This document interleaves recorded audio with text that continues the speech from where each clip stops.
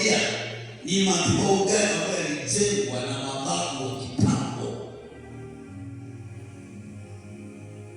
Ni madhabahu gani mababu waliinua? Je, familia yenu, mababu zetu walikuwa wanaabudu miungu ama wanaabudu waliofuata kitambo? Na wakati wakiabudu hivyo waliinua maroho fulani, so wao walienda, lakini yale maroho bado yanawatesa.